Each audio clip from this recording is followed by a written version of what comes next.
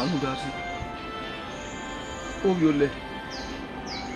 Akpama. Waherume.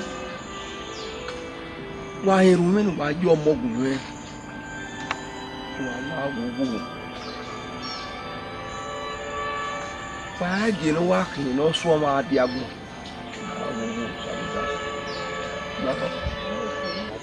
Oga oko ni uno. Baba, kí o kọ́ mẹ́yà bọ̀ mẹ́, gí ọmọ rẹ̀. Ọ̀gá òkọ̀ ní ọ̀kà mẹ́wù nà, ní ọ̀kà mẹ́wù ẹ̀ẹ́ nà. Ọmọ kí ọmọ rẹ̀, bàbá, kí o kọ́ mẹ́yà bọ̀. Bàbá, gùn ká mẹ́ ọmọ bọ̀ mẹ́. Nàgbọ́n ẹ̀dọ̀ náà ẹ̀wẹ̀ òsàlùgàwò. Ń dàwẹ̀ ẹ̀ tẹ̀ lọ́kìyàwó. Nine.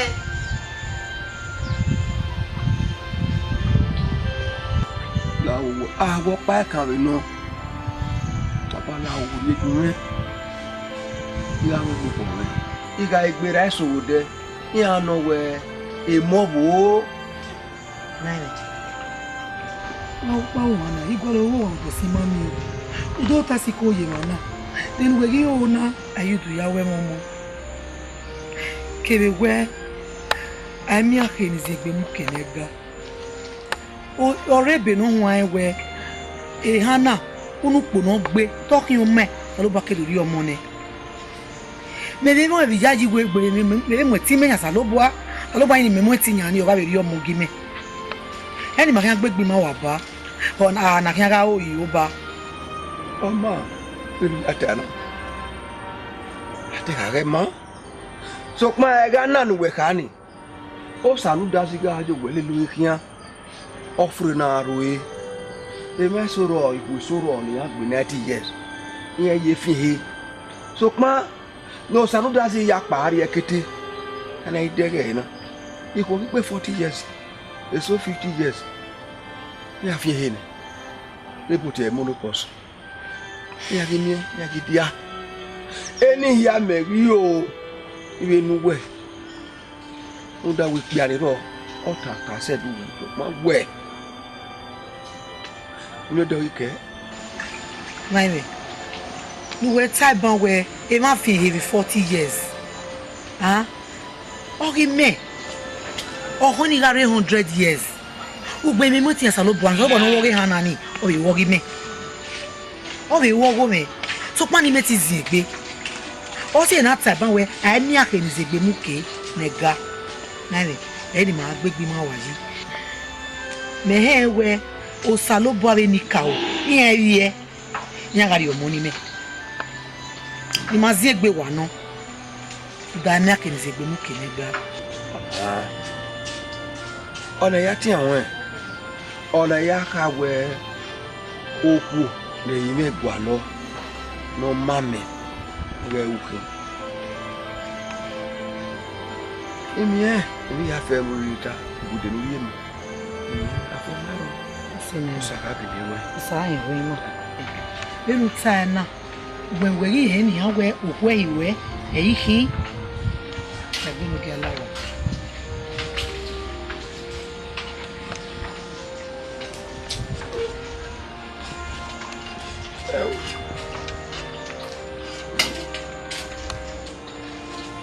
Now,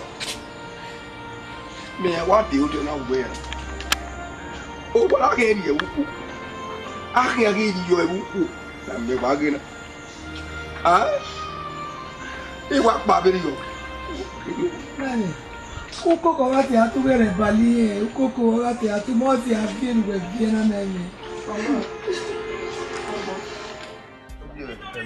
Yo, Baba.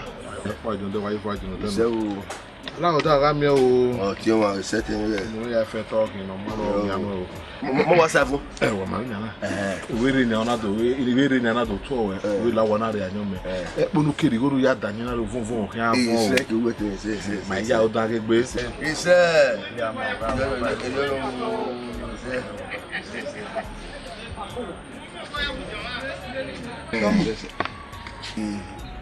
okay, tu.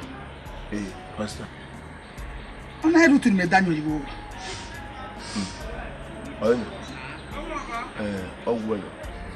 Oh, woman, that was a big matter.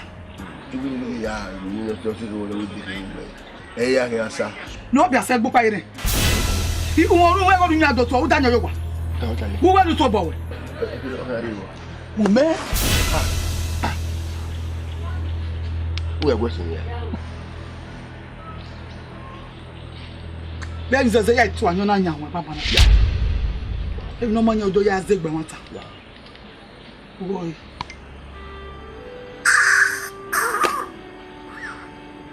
Seriously. Wow, okay. When one day. When do I go to your no issue?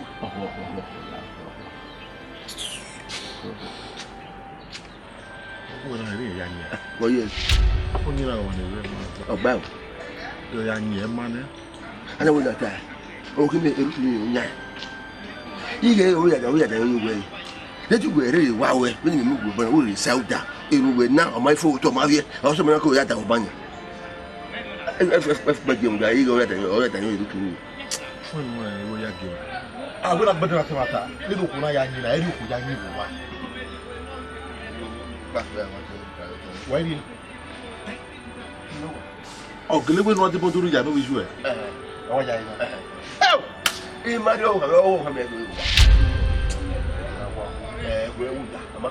when young will be born. You know, Yaro. Who passing me? Oh, Bobby, wait, Bano, Maguna. Mamma out there, never take care, and where, but to me over there, I need number Mother Sada or the moment out. Hey, Mommy, idea, now, wait, pa, idea, ma.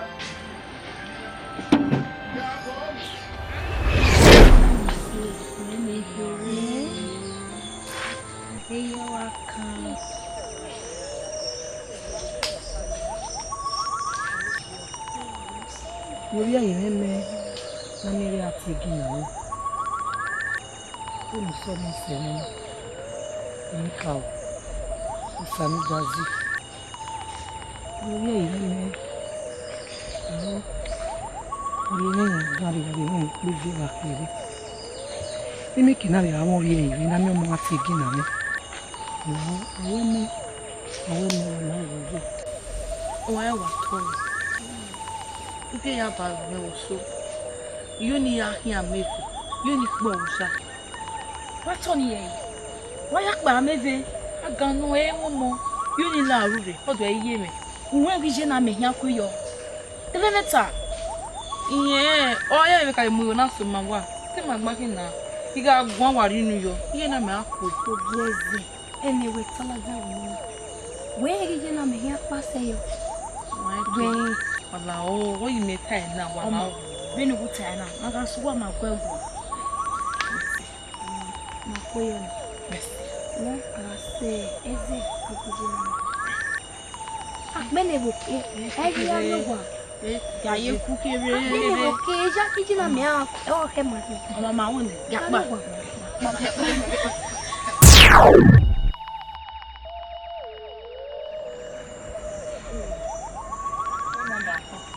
Ye na me atokpe. Ye na me mi ma yoke. Ma ke ko pa wo de ye. Wo na vie wo ye. A me vie karawa wo e. E vo mo ye. Ora vie. Agano ye. Iyo ni la rure ye.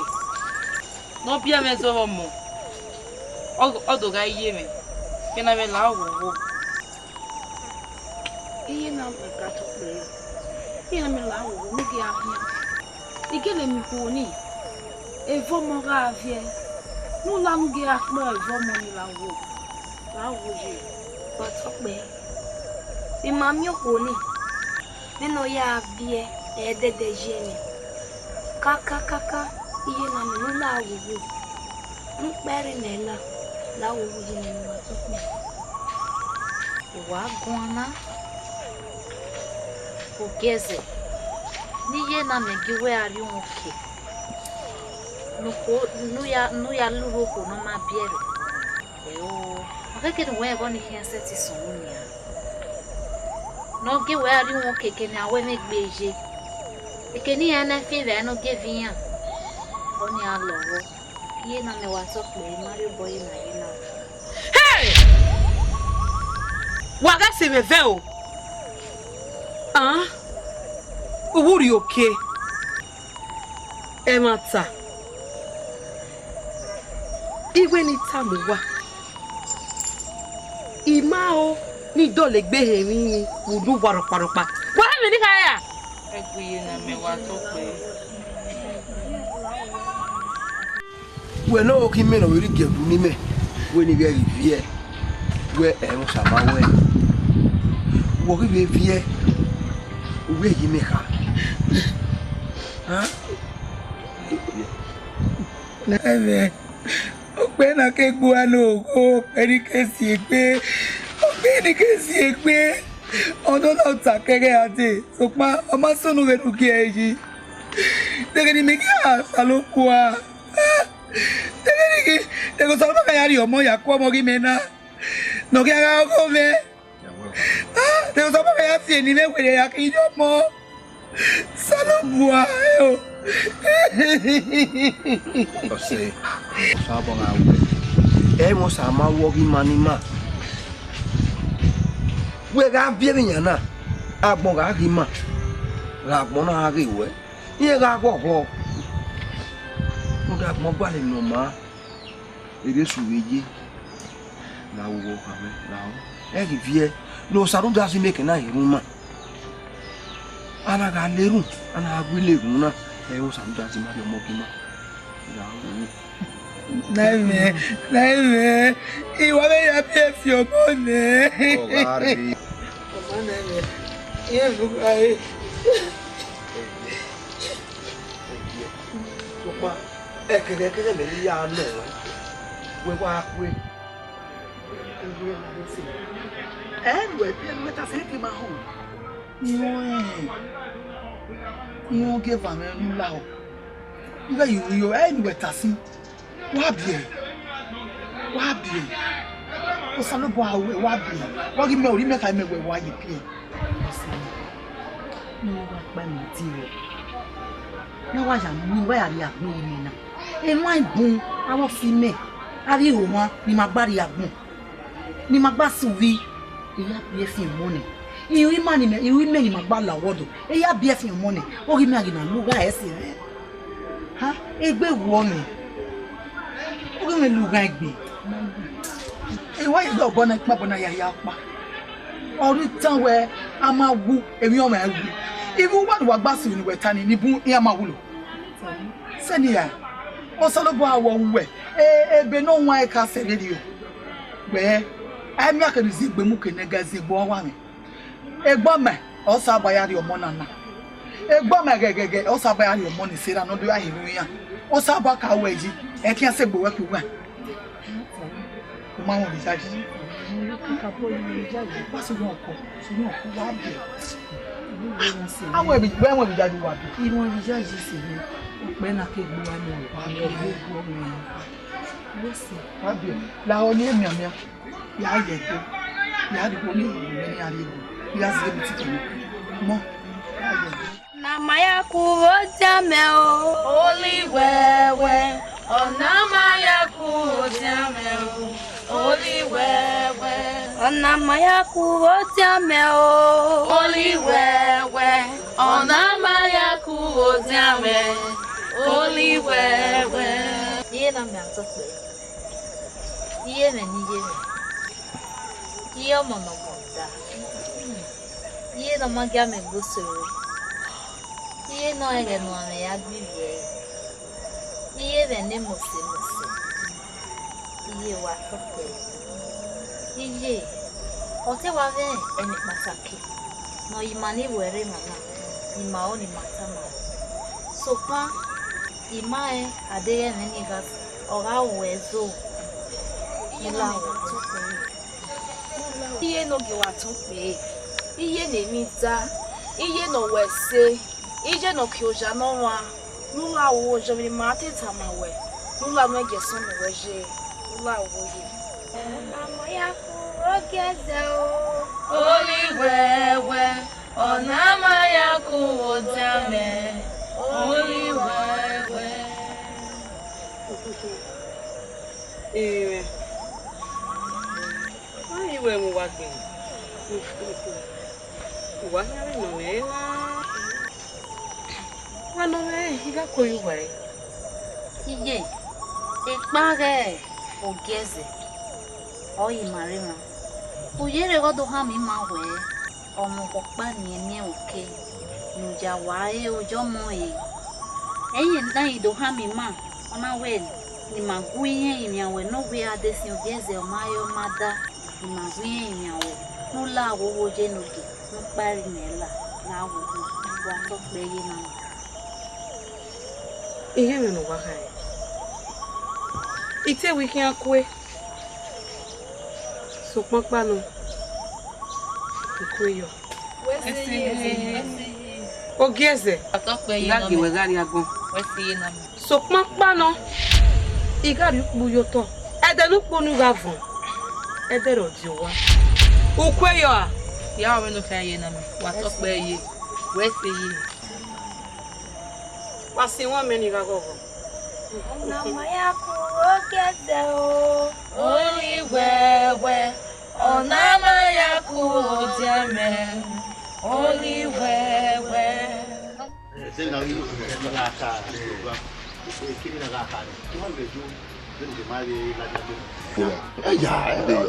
Ghana hini ha? Ewe go imena. Abe. Eh? Adi.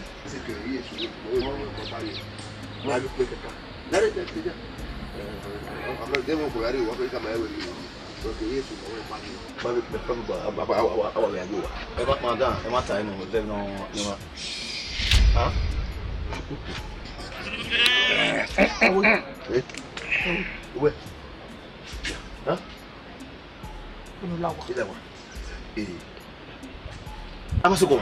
Ewe waja. Waka ye. Owo kun we kama. Owo kan wa le bo kan wa lu la wa. Owo wa lu we wa. Ye yi kama we. E gbe no kun wa una. Owo kan me ba we. Wa ja na yimi. Eyin ni ami. E mo wa dia. Iji mi. Do ayin e ba wa e ba na we we are ba na. We wa lu fi e gbo. O ko me be ni si we wa kan gbo. Oyo me kama we la wa. Uma o se dan o kin e. Iji na pa pa. E ti wa ka me ki di o. Uma kwe. Amasoko. E wo na kan biko. Ugbe wa de biko na. A go ka biko. Imagine ko lo e wa. Ya me ta wo. O ni wo we. Je wo we ko so o ki me o yo me. Yo,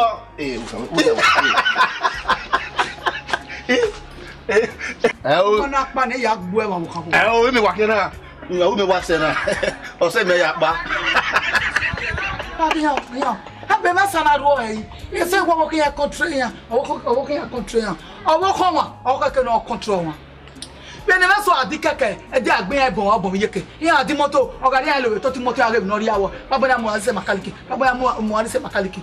Unu no no wo kan no bi enu wo wa. E be so wo ko ya ko ya seti dukun ni. So kuma moto ti are ya dolesh. Ime ti gba control da for ruda, e no ro wa po. Asi.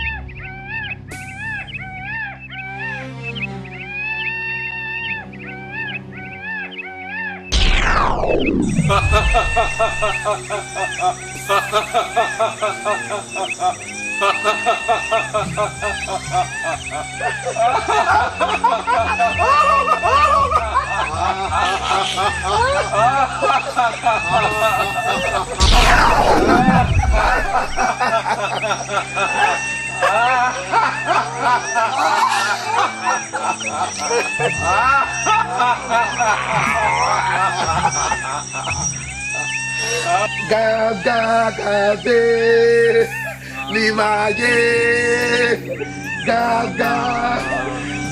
de ni maye ga de ni maye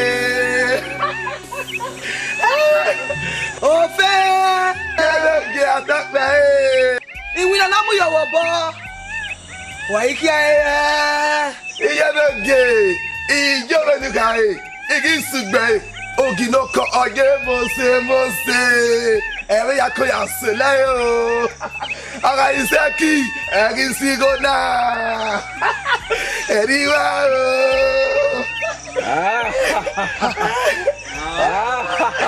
Ologbo. Eje. Wa ye ki owe. Ike ologbo jiyan wa. Agite gbe ifomo bo wa ni ohun.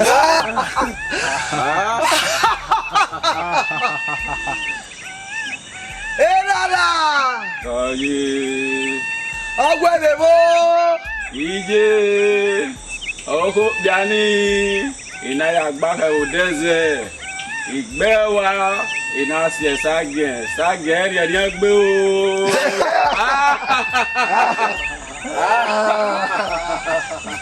Enu wa we na. Eko kakabo yeriele. Nuwa mana gese gefo we gwana. Wara we ki averi o.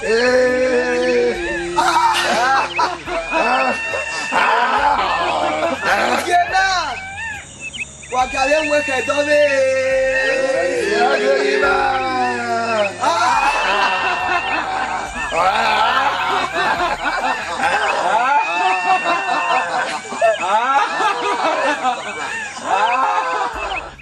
Ogema wa to pe ise e mo wa to wa mi pe o Ogema wa to pe ugbe na ya fufe na gị na ohia gị tajo ihe wabi nwa wabi aka ya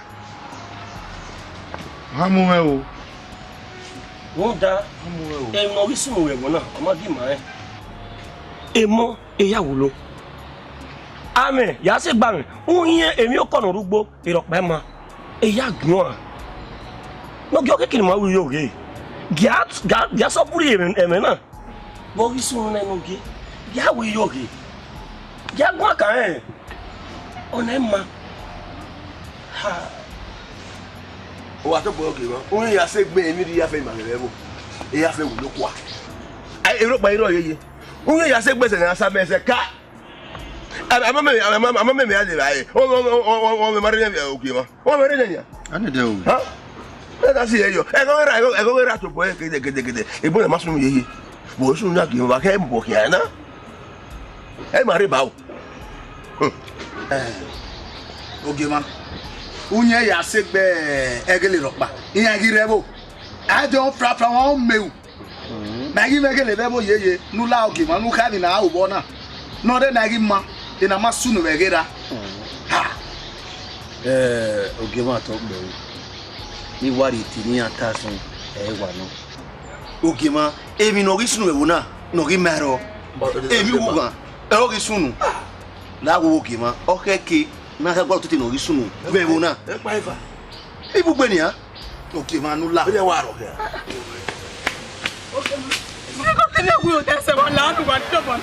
Oda obi amasoko.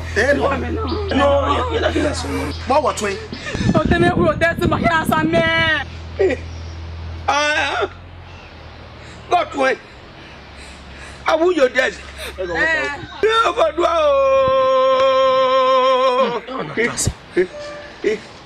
awe agi beje awe agi beje we wo me o say ga give je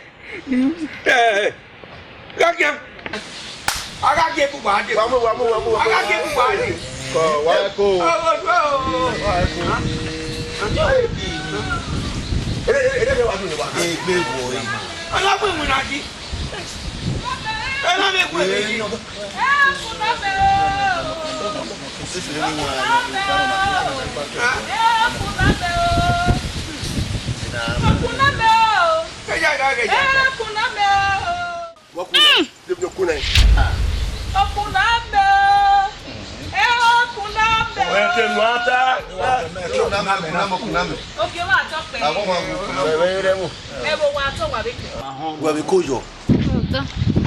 Enoge unenika okie egwe do kama we. Ogema enika ogwe Onya ga motiri ya no rebo na. Iya ga sofure jo. Wewe, we wa gbo wa de do ate we. Ni ka iya ki o, iya ma ki o ma hin ekini ni afeke de dia. Ewe ma egbele. Baya wi ibiri. Ese ba ya so. Ese ya so ya ami eke. Ba ni ka hogi. Lare o. Ti ya be newe a. Uda iya newe. E nare. Je go be do mu na be ku mu e. Ewe rebo. Ga di gbe we. Ewe ya fe gulu. Bogi me ijaji wewe giraka oyoku na me bi adina. Ke ma wa to pe. Ya se ke ni dia. Adie ma o de ija. Ma o de. Pa na isu bo ni si. Ego o be o se wa ge gi ato le gbere no ya to lo o se wa ge ne ni ka ma gwan kere adi ni agi gwan re na nya na ye be gbe isese beta yo honu o wa mezegbe wa gi adi are kere be pa adi are kere be pa ne eni ka ori be jagun na ani ka ro kere adi no magun are mi agi be gbo wa gwa ne se la di be mezegbe na di ake bangere ma ho na la ho ado be wa biso ma ho ma to be ise Ogima mogi na ti ma e mo da logi mogi na ti wa eyege idaosa ori agwado kawe ye be ni ya eta ma me e na we ma mogi pani na do gari e na we e wo ri on pa mi e o ipin rundo ni e na ni mo wa ifa ìgbàgbé nájà dàn mí horí dáúsà. Ògé wà tó pé iṣẹ́ ọwọ́ àárín ni wọ́n ti lọ sọ kẹrẹ sọ. Iná yà á jèrè.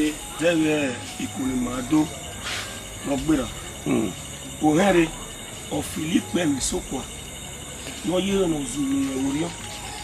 Wẹ̀rẹ́ ọ̀tá ẹsẹ̀ rẹ̀ wẹ̀ ìwọ̀ gbẹ́kẹ̀ ọ̀rùn ẹ̀kẹ́. Ona be de gbebe tobe we wọ́n sì ta yi bo ta e be dori ogun do oge no na we mi ga do be ko we ge anyway the buy na we oni o he yi ma we o yi ta na we o we bi ma e o logo ma na ya fe peji na we o muda kele ro ga de yi mi obe ti ka je mi no be je de muda na do ya popo me de file du gbe an file yo wa e ma wo pa ni ji na we ogi mo wa to pe e bogi me e ko me if my ways e ma so ma bo re wo na e ma ro no gu ma fi du ko e wo e wo na iku akwekwe ma ko mi to ni wo bo me bo ai na agba owo be la me e fun awo e ma bo me no ya gwi ma duko daosa ugwe yi ka na we amalawa ka se ino e water na wo sumu ye ni mama ta na wo mama ka se no amalawa zo ya osifo azere ni amase daosa mewe mu ase azo eri to tawe amu mi ase azo ke daosa aga wu anwa wu no wa na pepepe wa ni beka ka de amu o mama ga ba ni wa latifo a ni ba wo wa no wa na ka de amu pie ija o so wole no ni a na amu mi ase daosa na do to we wo wa e de ka ali e o na pe ma ku ibu a o pu mama o mama o do ku e ya ja mi ho gba mu mi ase daosa we ja mi ho azewe kere gbe no mu mi ase daosa odotu odotu na je na asuwa ga ya bawodo ya bawodo no do bu e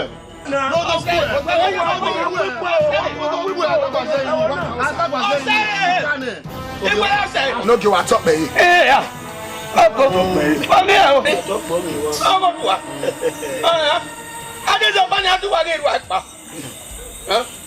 Ena gbe meji. O se. Ira. Mama. Wo ji he meru ta. Iyo ri e ko. Oge wa to pe. Yo wa gbo. Mama. Mama. Mama le. Imare, o webu e ga na da mi ho lo e. Iyo ri e ko. Oge ma. Ija o sai fún ma o. Ija o sai fún ma na mi pe. We wa di ko ta gwa we wo don mu ja. Wa di ko mu yan se. Ara mi pe de ba e. Wa ri ya wo lo lo ko. Wa ri ya wo na lo ko. Oko.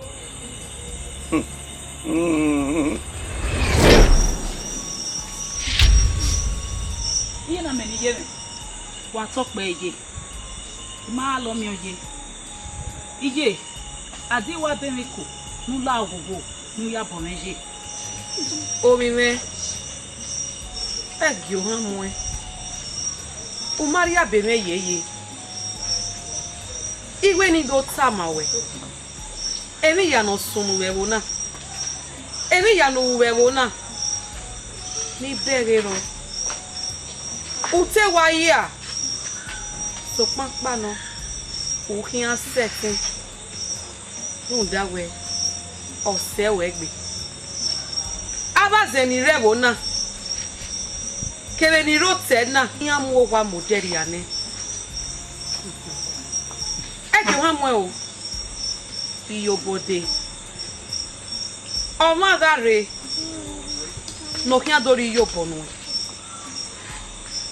legele hian pegbe aga bi omo wo te na ege ni ga be se ugwa onre o omo na o wi me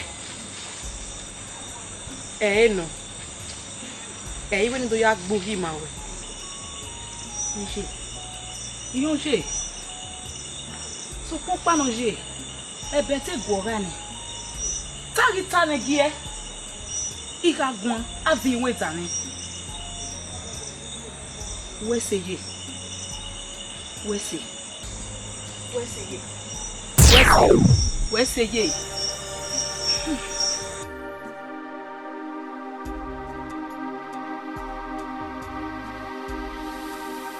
Pia pia pia pia ludo pamo pia pia pia pia ludo pamo Pia pia ludo pia ludo ologbo meje bala mi na na mu yowo bo una ya re ku enu ma Sukmo ina koko pono kase oye harakwa o mami no kia ise yohwa ije jata pe lena gi je nani a ija ji wa gemejo ni ri kia na ni ya tutu le mo ri pa na kwa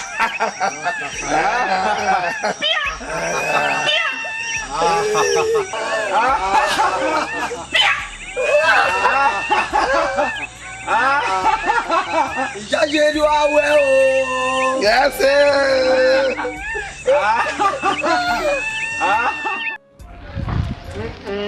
Oge ma talk pe. Ise Oge ma. Èmi ko ya giwan yiwo. Unye ya segbe wa onu. Mama ri gbe ma ro pa mi. Mama ri emi no isunu be bo nana. We ateme mi ko. Wa ateme mi ko no giwan. Omo gbo ki ogbe me no ta no je. Ona lo ye. Agboye se yoro gbe na ni o ma yore. Wa ateme mi ko. Emi ko age ta ko be. Igbo ma nege ya kwa lo mo ni abia. E bu wa paje. Ori me. Yi setting bi emi mi awe bi ba wo wa.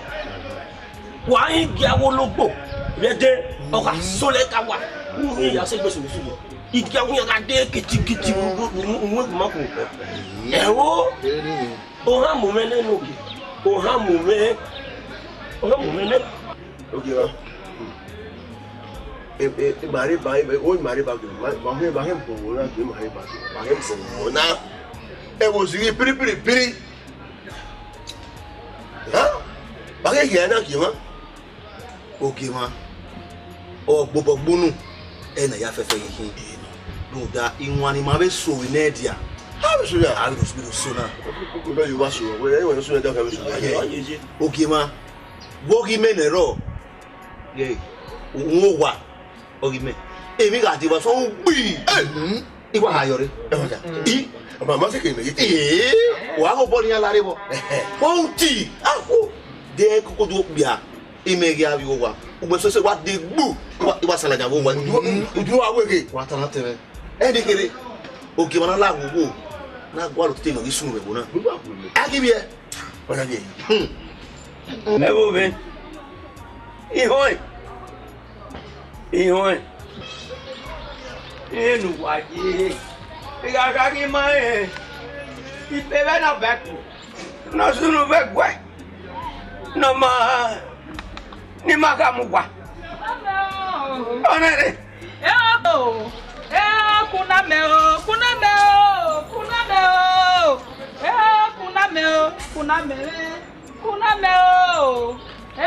Kuna meo!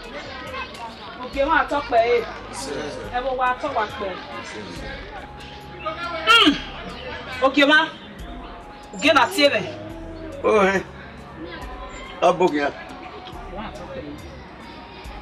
Me oge na tie be. Bene bona gije. Maro pa magi e wa gi arubo. Ya ne me we. O kan gije e wa ya kin aye na. Okay ma. Emi no gbeke orun gbeke. Okay ma. Ara viene ikinegbe egi yogomo. Okay ma. Emi so sunu baso. Mo wa ni bun ma e. So kon pa no. Ofure o ga ro to na. No yugbo o mi un ya sugbo. No be yeze o be mi un ya sese.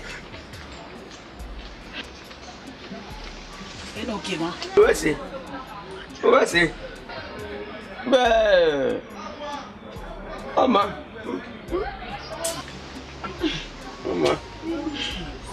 Okay ma talk pe e. Be akia. Te Lydia. Ara bo egbe. Yare. Lula o. Be wa be fu ayo. Kuna meo. Kuna meo. Be wa be fu ayo. Yare. Kuna meo. Ọmọ wo na. Ti gbe ti gbagbo. Láti gbe mi ti gbagbo mo. Ti gbe ji mo na gbo mo na ke ya kwa lo pa. Mo bu mo. O gbe lo pe mi ni. Bien. O da mo paro egbe na. We ni owu awo me mi bo. O ti sunu. E wo la sunu, wo la sunu. Be ka ti gbagbo. Egbe kan ni a. Na mo bu mo.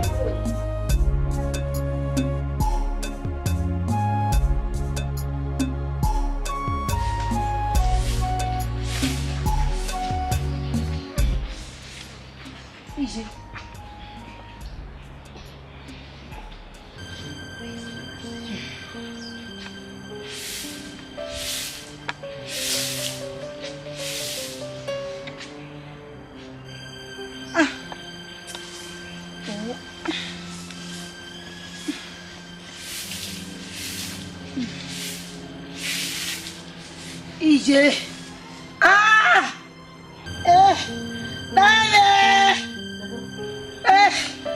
Ije.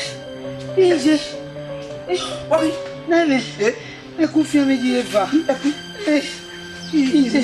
Kujo. Yo gbe so to jama e ipolo. To se mi agbodo fun ya we na ya. Kujo. Nene. Kujo. Ije. La wa.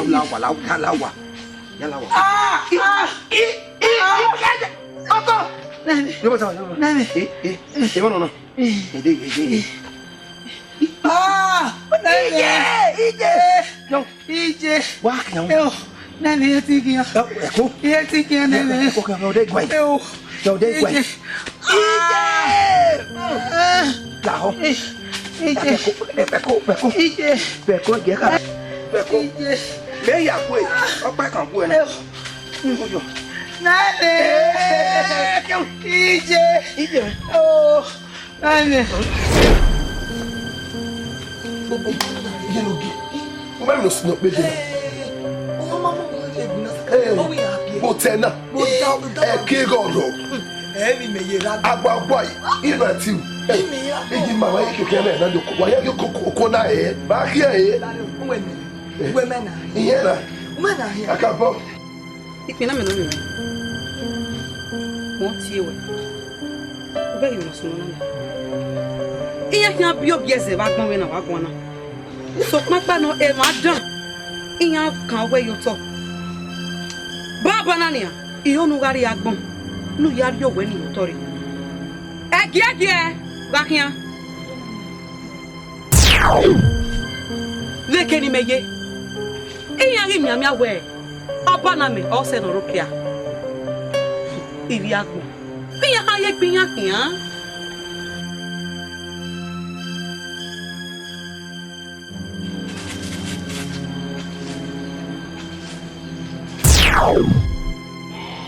Agbọ wana mu mina ne gbogbo e rudo mu bo na ma ebie o wa agbele gbogbo bana Na lo ya mi. Ati wewe ni ma chena. Ẹsẹ̀jọ́ ẹ̀ ìkọlù. Gbéra wá ní kò di ẹ. Dáwọn nu hín. wa niki wọ́n egu etu ase mo etu agun mego Kí á lọ jẹ́ òtítọ́.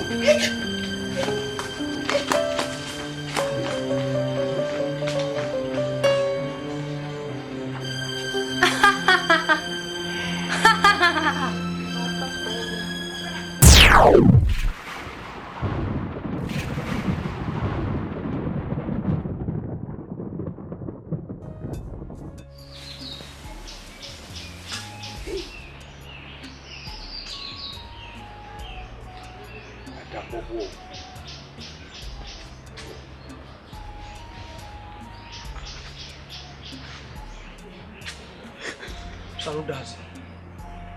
Alaho. Bio kame. Ye bie. No mi o mo mi. Na legbe me ya ti awon. Na legbe me ya bo ya gogo. Ne ni ma ye bie ni awe la ya ewe o saludas o rekete. Alaho. Ege no kan ege o kan wa la ri yo.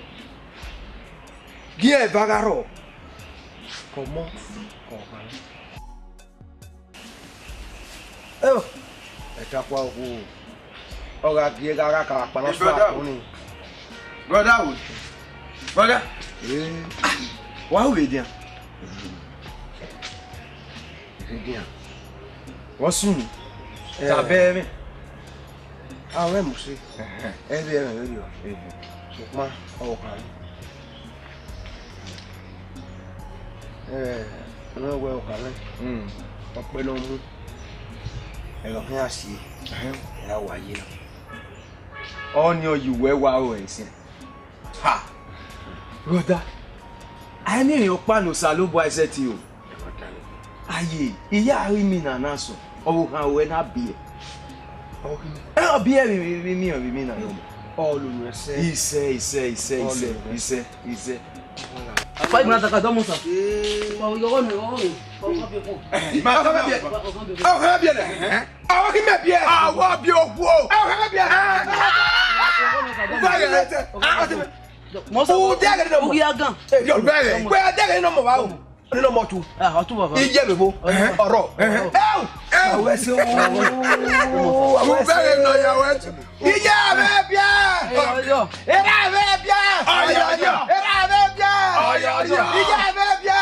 Ayo. We se. O ma bia. E pa. Ya. Awo ten ya kene se. Ya ba gbodi le gulem. Ya kene se. Ya.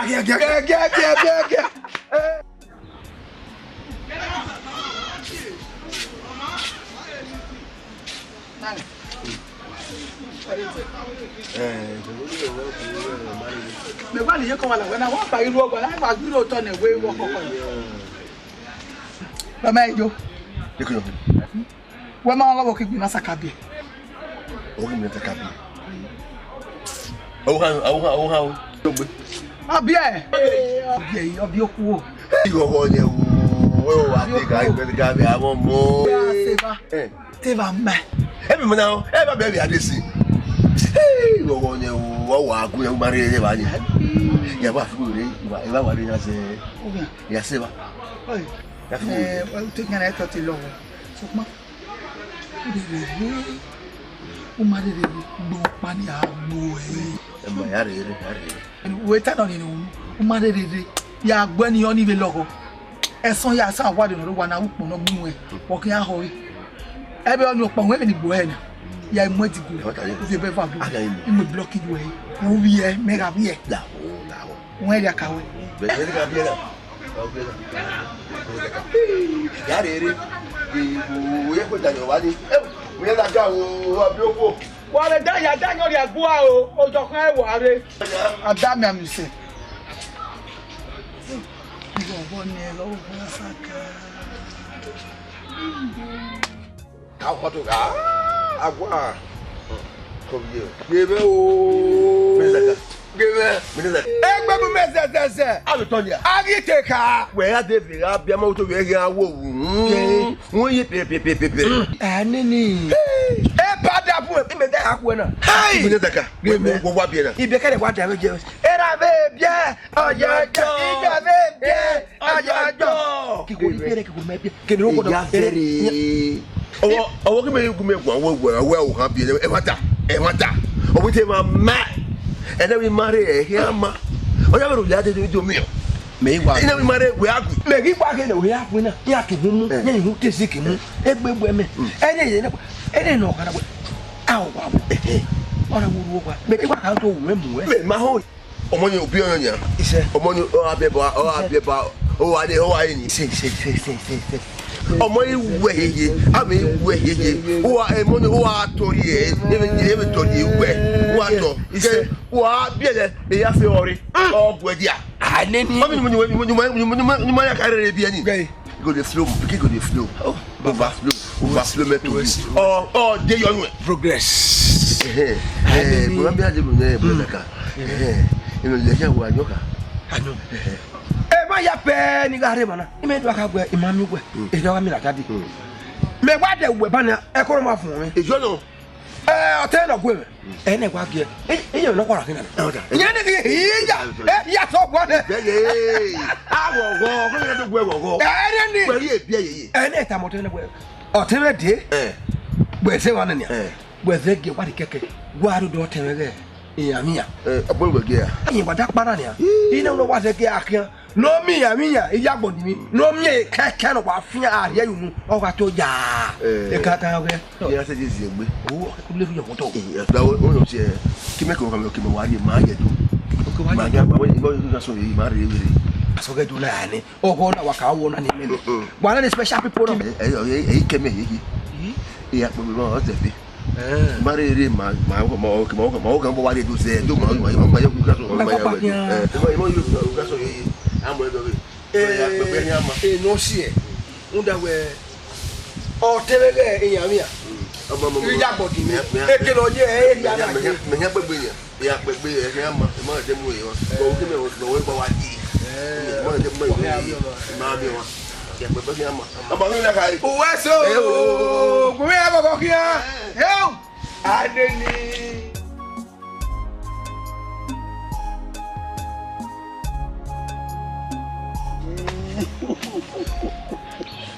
Iye. Yawa wane, yawa koko ese yemi, yawa koko. Mo no wa. Ene u agele ni koki me. Kaka bo. Iye. Wele we gbe. Go me. Wo se ki me pe ba gbon se be ni ana. O vive. Ni Mario wa. Yo vive. We mu wo. E wo iye ni ma. Awa pe ni. Iye. O pe ni we mu wa bo se.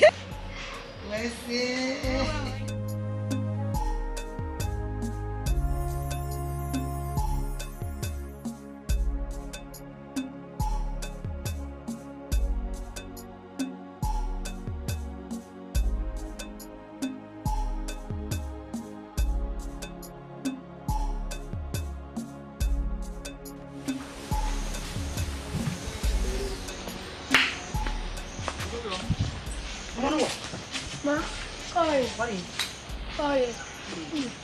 Iya saya ya Sami. Why are Sammy? Ya Sami. Hey Joe, what was it? Iya Sami na megiro wa ya Sami. Where can Sammy wana? Iya ya Sami. Vi miagi ju weba. Nu bi ana rowa, nu we arieze we asamere. Ye ni ya Sami. Ime. Du ayeze. Era gari kama eguri eze. De o iwe nu akia, we tin akia, oni yogi me. Iye do wa ni we wa ni lele, wa ni wono na. We wa say me say, even wa o jene, even wa o jene. Eye na even wa o jene. Hiyo sangazi. Iri ali hia sanugo. Ati yebe ko yorure, owuru yan wuji. Ah, wele mi gbona there. Hiyo sanugo. Mo ajeze na. Era arana wonu ari eze, we ti ajeze gera. Me yon na mo gbe ku e. Iwa o. We ka so. Ulewo. Oge won to pe. Urene. Igere. Agege. Uya se ulewo. Kami bia wo ya be. We gege, o we be ko. Igo de be de ya ko. Ha? Come. Kegele. Eya fe. We de ya mo egbese. Ne ya ga de. Uge no kwa no.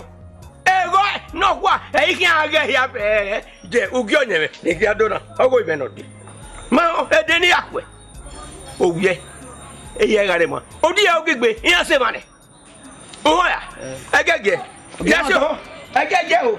Oge won to pe. E wo ni ka oge won. Agege. O.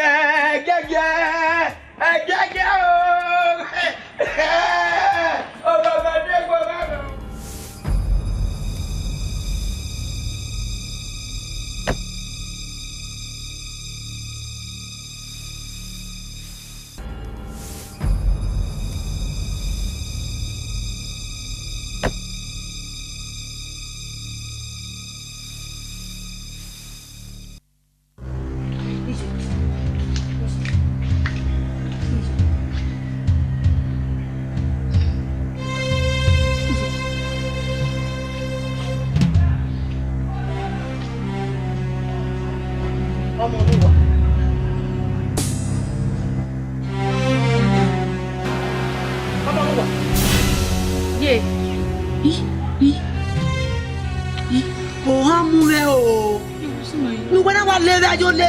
Yo levere si. Ye me o. Tu ta ma levere. U wa levere he ko bese. Mama nu kwa. Ma Udazi. Monu kwa. Ma o ha mu. Ma we kwa mu. Ma we kwa mu.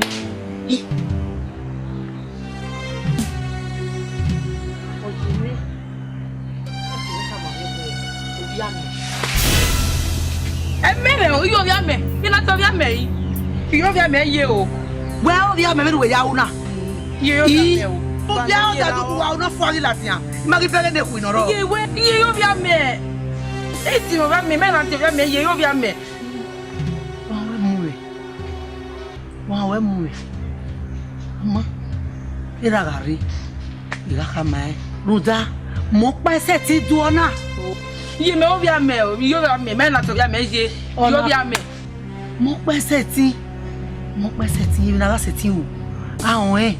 Bi me. Dega o kere ri eku ma ni ha. Kere ri eku ma ya. Ya kelare. Ya kelare.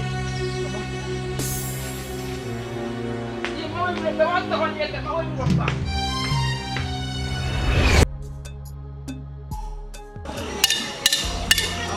Ewo, igele, egbama, idion, kiyoga. Ogema wa de kwa yen o ta bi akwe o. Edo kan de na, do yen na kisire yan de ba na wo. No, ta me na ma o.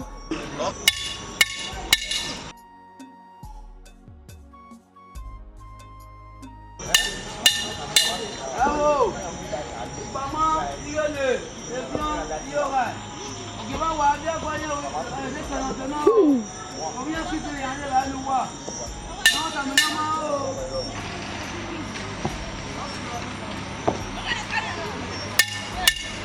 Ewo, igbama, igele, Èmi ò bá wo. Ikú àwò. Ògè máa wà jẹ́ pé yóò tàbí àpò ẹ̀ ẹ̀dẹ́ kẹ̀nàdé náà. Tó yẹn lọ kí sí rẹ̀ yàn lé rẹ̀ nẹ́wò. Náà tàmí náà máa o.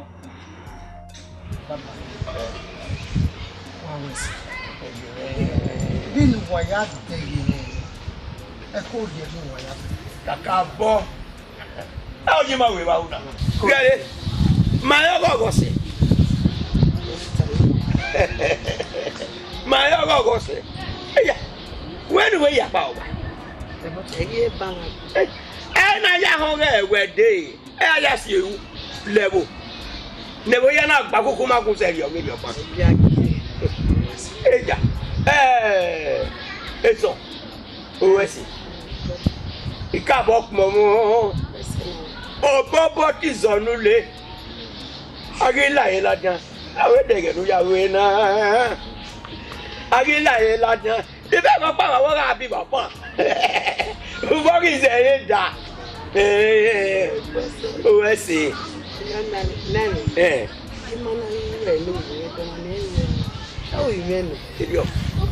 Oge tó ní àti ọmọ pa ọ̀nà àrísì ọ̀yà àti èbì ọ̀bẹ yìí jáde sọ̀rọ̀ ọ̀sẹ̀ náà kọ̀kọ́ sí náà ni. Wọ́n ní ọyọ́ rẹ̀ lọ bọ́bọ́ tí sọ níbi máa ẹ̀ òpè anáàdá kò náà ẹ̀ anáwọn àyàn anáàkó anáàgọ̀gọ́. Eri ọ̀nà. Kò wẹ́ sí òpè aníní mẹ́wẹ̀ ògùn lọ́kẹ́ ọ̀bí ìmọ̀rẹ́rẹ́ mẹ́wẹ̀ asi orulẹ̀ ẹ̀bù lè dáńtọ̀ rẹ̀ ní. Nebo yẹ́ mi náà gbà. Ní àgbà. Ẹ̀gbẹ́ ẹ̀dẹ̀ náà máa gbé ọ̀yẹ́ ebú. Ìyẹn ṣe gbọ́ olú yìnbọn. Àwọn ìgbà fún wọn gẹ́gbà. Ẹ gẹ́gbẹ́ àgbẹ̀. Ẹ wọ́n wá jẹ́ ní. Ẹgbẹ́ náà gẹ́gbẹ́. Ọ ní yẹ wọ́n wá. Kọ́ọ̀bẹ. Ọmọ ológi. Ọkọ mọ̀ ní yáyó. Ẹ wo wẹ́ náà sọ̀rọ̀. Gbọ́ mu ẹ̀ fún wáyọ̀ ó tí wọn àwọn ìsìnkú wò.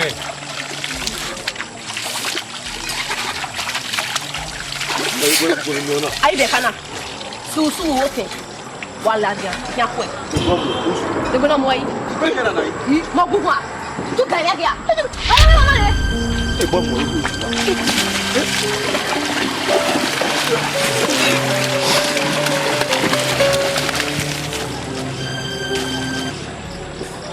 Mata é como? Hã? Já daí, eu vou cuidar. Ah, eu vou usar o zuzu. Vou ali olha aqui ani. Diga a mulher vai descer eu. Vou venir a bu aí. Se é o que a coi. Na rua. Vai. Okoro velho. Oyo. Ọmọ nogi. Ọkọ mo ni yayo. Yo velho. Diga mio. Aí na agewe. Onyeme yo seme. Gba o kan kiri. O ya pa yo. La webo. O ke no yare. Dege na we na soto no. O ga la vera gene. O gyogi e ibu. O ge we. O digba ya. O dagi pafo. Go ben. O go ben ye. Baba. Mete wa owe ya wa go le. Ya go go yi. Pe wa ye kai. Ai wa ye sino. E wa ye ni yo leme. Ke be te ni ka. Baba. Ori ma we ije me kakabo gba owe we. O ye o gi yin o etu. E mo wi o saye ne. Ai wa ni je na se. E ko no pa ni re ba be de. E ga ye.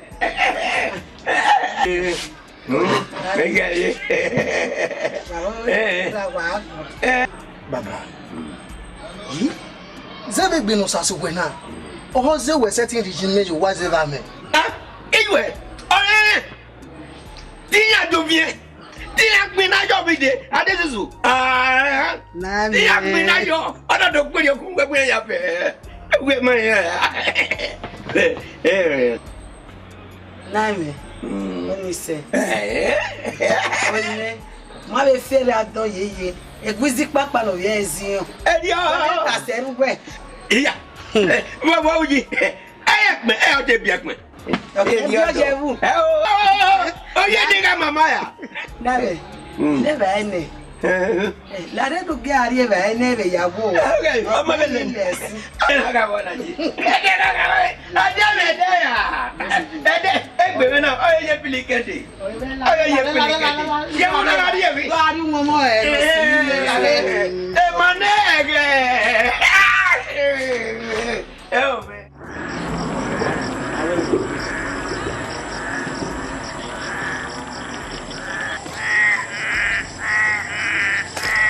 Ko ma talk me.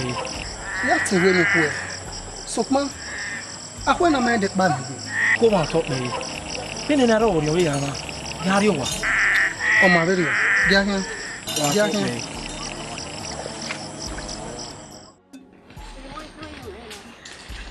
Bina yo era. Ajo era. What na you boy woman. Me ni jigbo. Gari kwa na ya viro bana de ze. Gari ze. Onya na wa mnye ku. Awa tere wa mo we dada o. Oni. Mo ye. No give kan se mo we ko. O be sa te wa. Abi ba be ku be ze. Wa seze ba. O kweri dia mi na he. Gahia kan mo ko pa. Te pa na biro.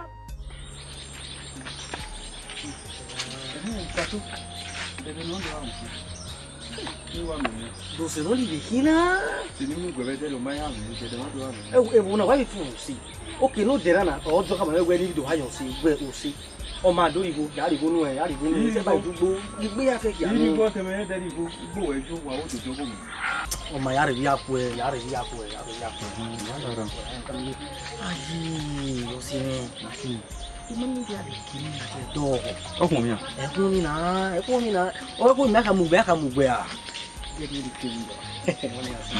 ma gbon ta japa e gba e ko nu e o ri ya te mo ko ma wo gba ta pa e gbo lo ma gbe o ma gbe la ke gbe e ko japa o ma gbon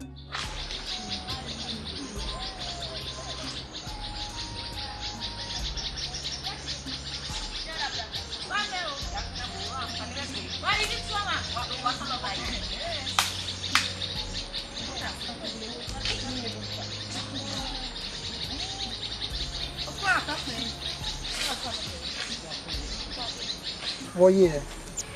Yesu kwasi. Waya fefe wa musi. Weso. Lari. Mati ni we.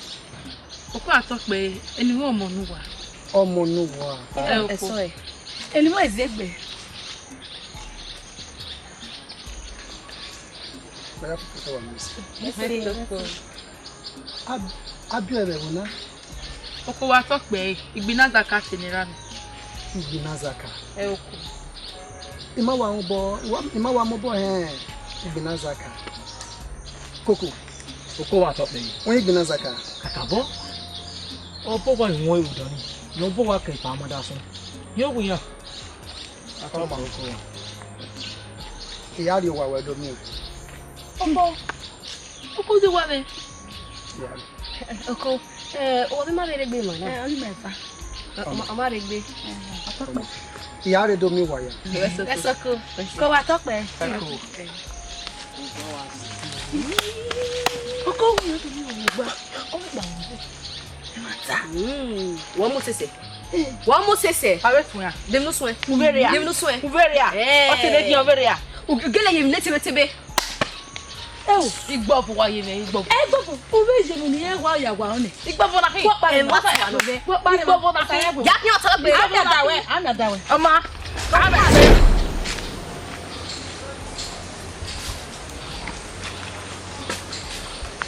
Ewo. Wa ge ye. Oko wo ko ni mo se gbe. O wa mo se. Oko ekun e. O ti ko. Wewo. Ma o we bi ba yo ahun be ko de. Oko wa tope. O kun wi ni ba. Egbe so yi. Ugo aze.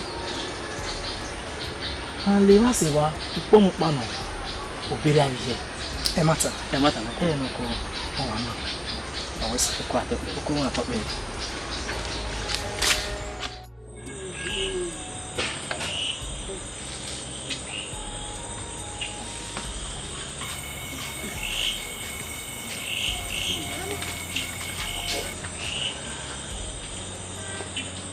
Is it what it is? He didn't boy. What here? You see, and I know when I was here and I was on and judging with person. Jimmy of Bible. So, one man or what for pan in near Nigeria. Everyone what caboose. Almost a vision. And I know what Tiana. And I'm here when I say, oh, Jiwa women. Ojemewe ihari ejo wazebe amen. Obi ano ya bu. Je, kunu ya bu me bu an. Ohu ye binazaka. Yayin ko.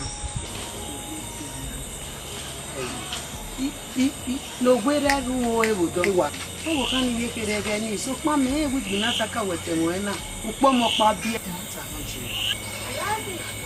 Won ego ko ewu ko. We what time? Kuku go where we are here, we are here. On my little dinner, where I am here. The moment to we are here. You have to go measure. Yeah, go.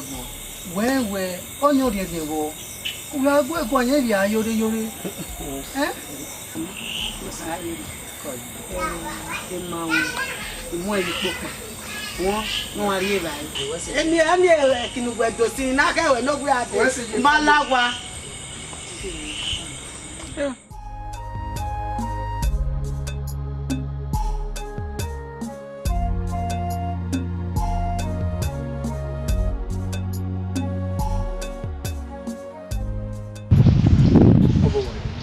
Oko àtọ́pẹ́ tàbí ẹni wọ́n lè wà nínú ìgbéra. Iji mewe je tuta oko ari me no kia tuta weri mudia tuta je tuta omodo kari tuta ha ise ko atope ko yi tabere what are you doing iji na wo omo wa je imaya doro Rowa, quanto foi Rowa? Ou esse? Não é. Ọmọ nu wa no magume ta no magume fafa. Ma ye ide.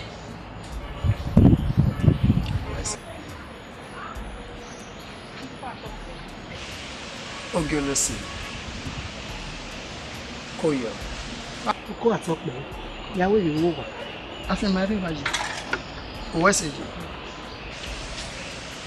Ogolesi. Atope oko. Totota.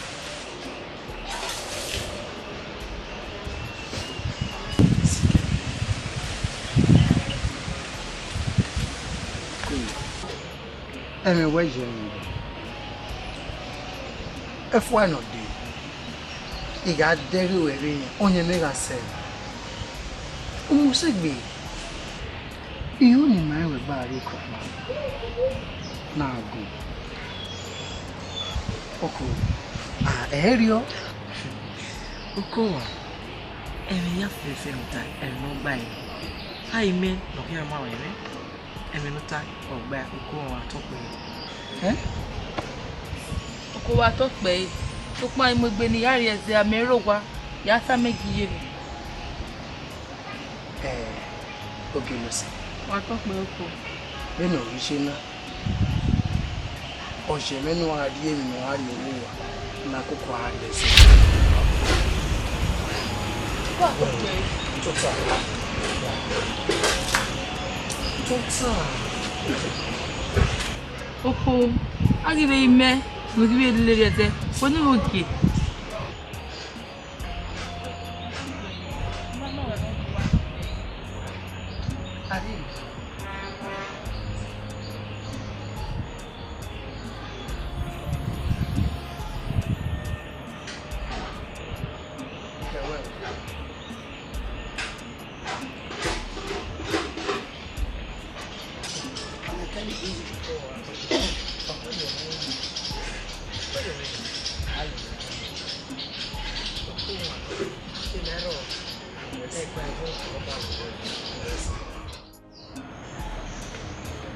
Ije. Ije ma ije na. Ye. Gene. Ye me we do e dia me wa lo do ma.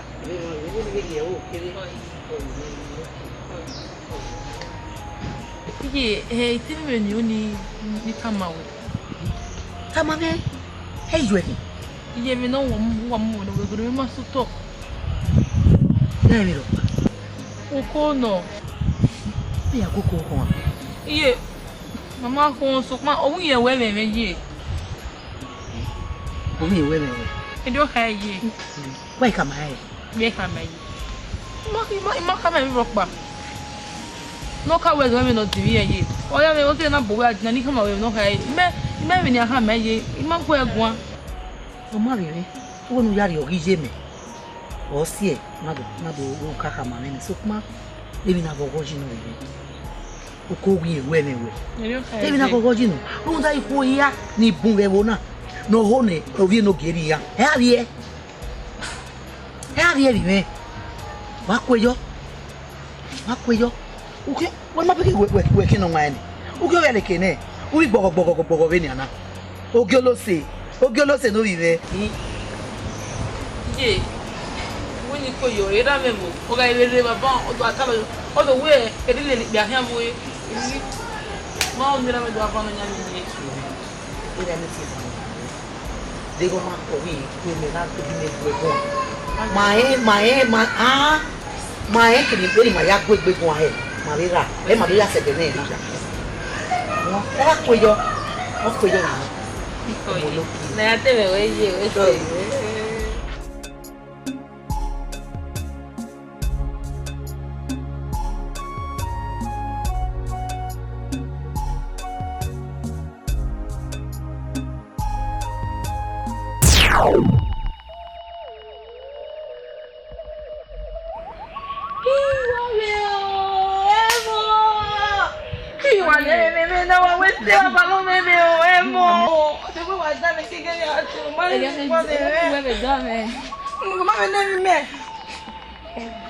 Wa wesi ni mo to mi. Wa wesi. Me worry. Obukia. Ye na no shi mangwe. Na do we ti mamu we fo na we we. Ti won every which was say me aye. Wa me go to no wa lukwa hu. Ma do wa fi. Ohe, you wa we fo no na wa fi. We se me we fo na. Me we fo na.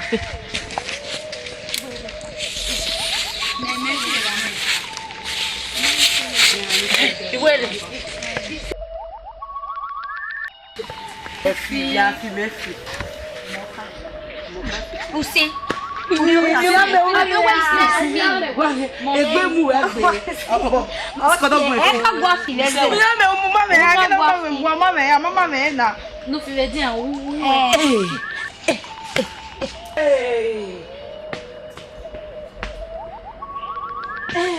The batu.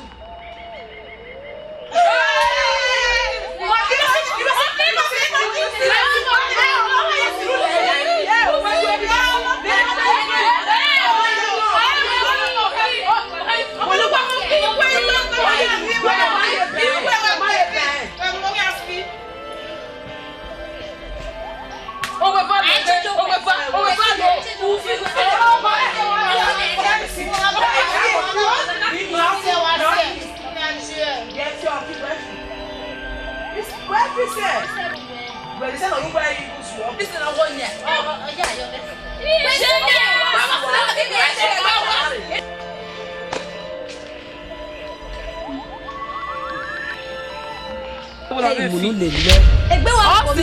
Ise na fi eze no de. Mi juere mo, juere me.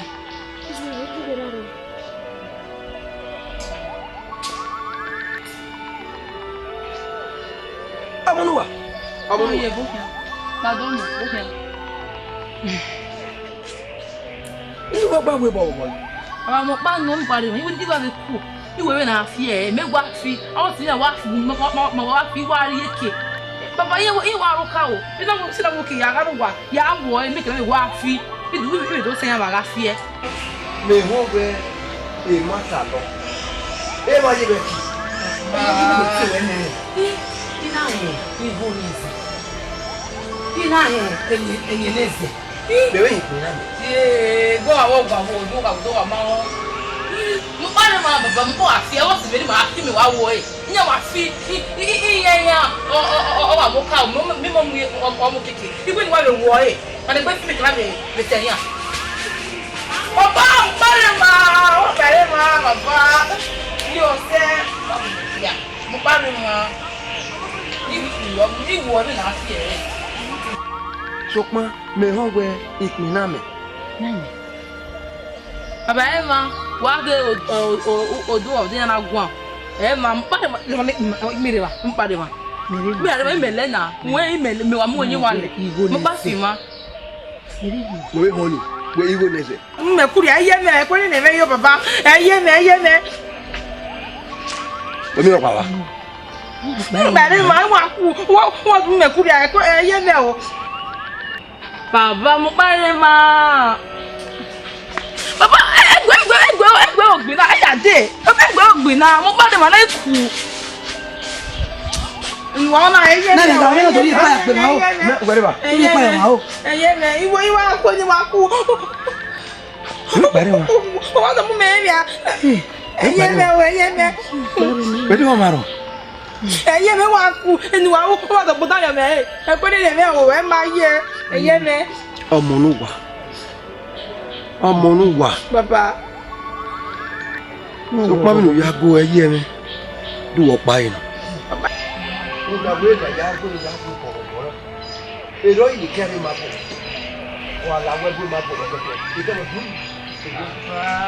Ta mo pare ma baba. We wo e yo mo. No we. Ye yi wa ni wa ya ya. Mo pare ma.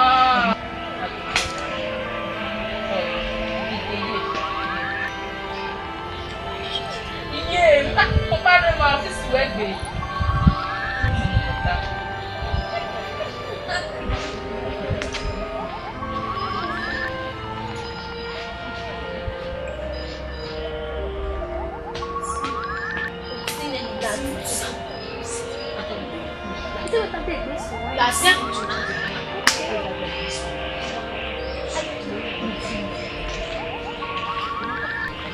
Amanuwa. Baba ide. Olulawa.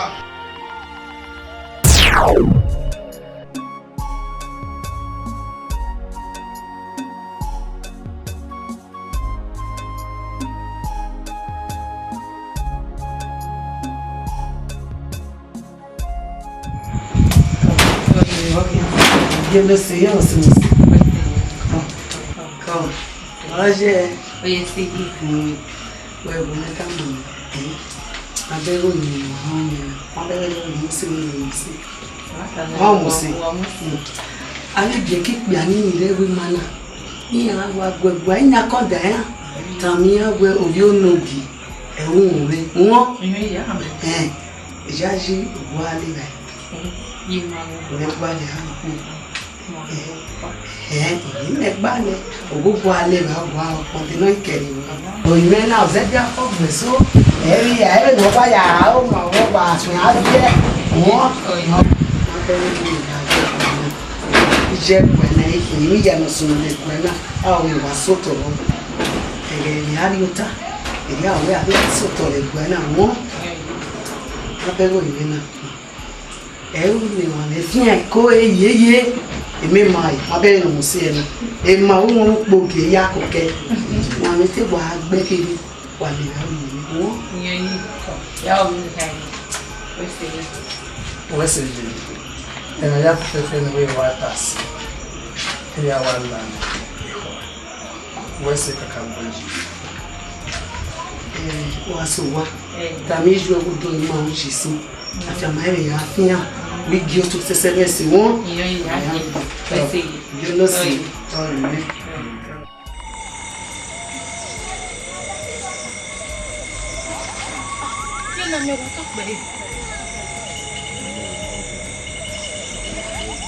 Ogi eze no mi me. Wa to pe yi na mi. Iwe ni do tama we. U gbegbe ne ba gbon. U ni gi ewe nu do u ba gbon. Uwe ne. Baba nani ha ukpu evune.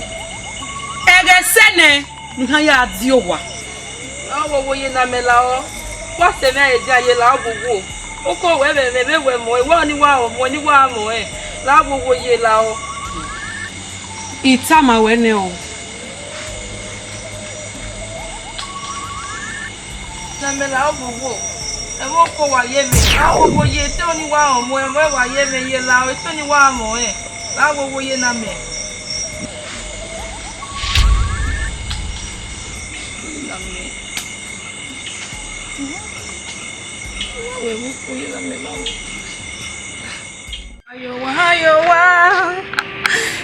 Ayowa, meni mesio, ayowa, ireso kowawe, meni mesio, ayowa, ireso kowawe, ayowa. Ayowa o, ọpẹ́ níbẹ̀sí o. Ayowa o, mẹ̀rẹ̀rẹ̀ sọ̀tọ̀ wà mẹ́. Ayowa o, ọpẹ́ níbẹ̀sí o. Ayowa o, mẹ̀rẹ̀rẹ̀ sọ̀tọ̀ wà mẹ́. Ayowa o, ọpẹ́ níbẹ̀sí o. Ayowa o.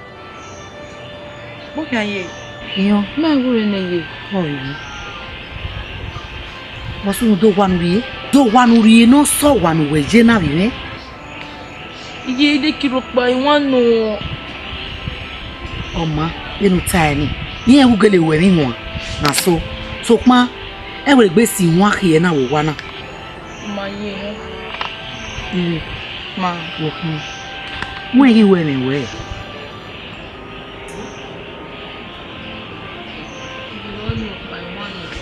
Enu tani ye ni pa.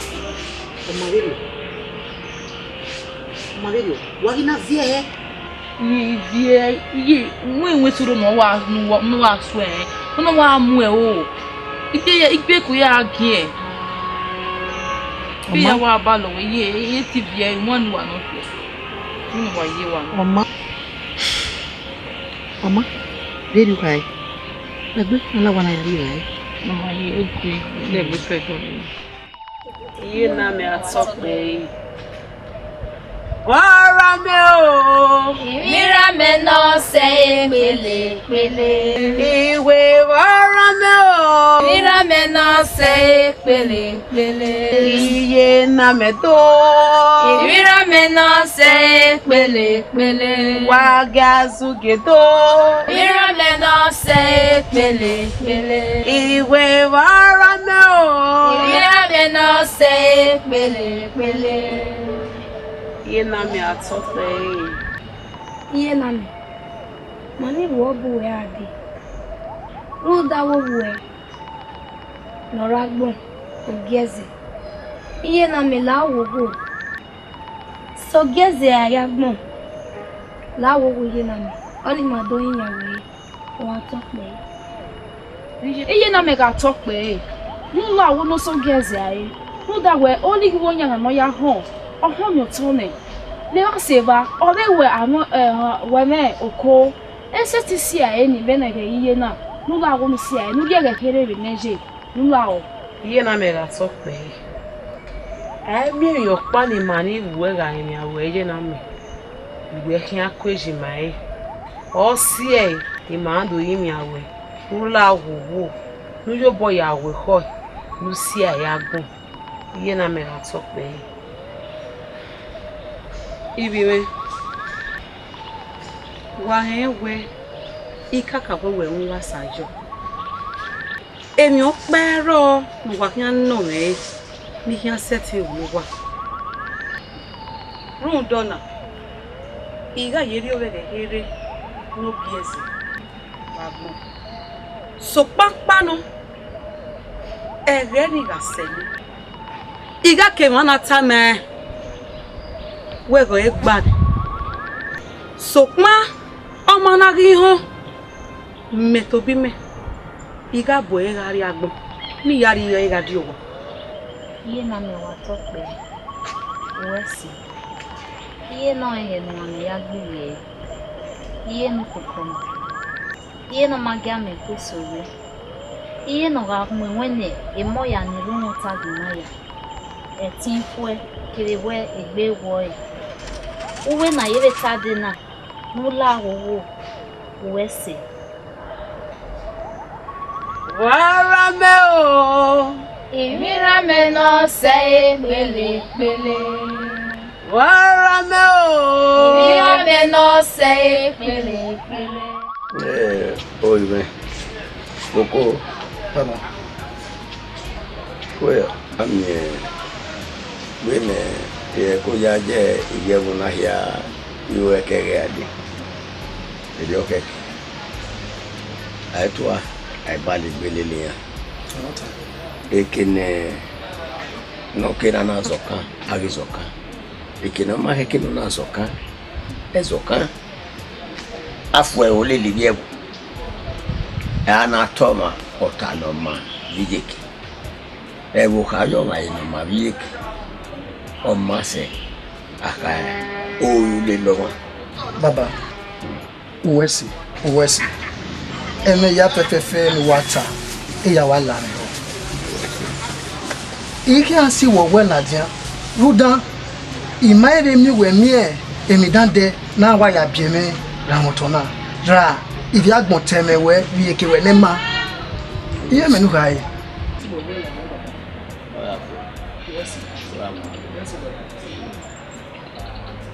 Okay, ma talk pe Oko ma talk we pe Umi ameno bi ameno bi na Arreguero gema. Ogaro.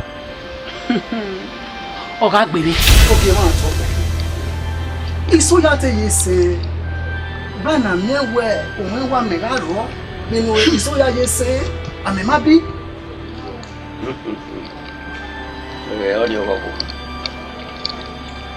Eme ohe kai. Ni bien no sé. Ohe. La ho. Gbeme ho ame. Okay ma, me na ga ro. Ebi okoya, eya ga lobi e. Be ne kene gbere pe pagbe. Okay ma. Ame na ga ro ke ma. Ebo na ga sogun e. Ye. Ora kan gwa. Ewu. De Tony. Ejeva. Edabare. Obioma. Emani rebo. Ni ono nunguso bo woro hero. Ama bi no gina kan gwa. Ewu. O ka ba ga ujo ni. Na mi ga ri o pele le. Enika o. Ma egun ayo ki ma. Enika o ma egun ayo. Sopa ugbe na bege ero ma o. Ona ya megwe ni ka edine gwane. Ni ri yen no ka esobo ni edori enu ni. Okay ma.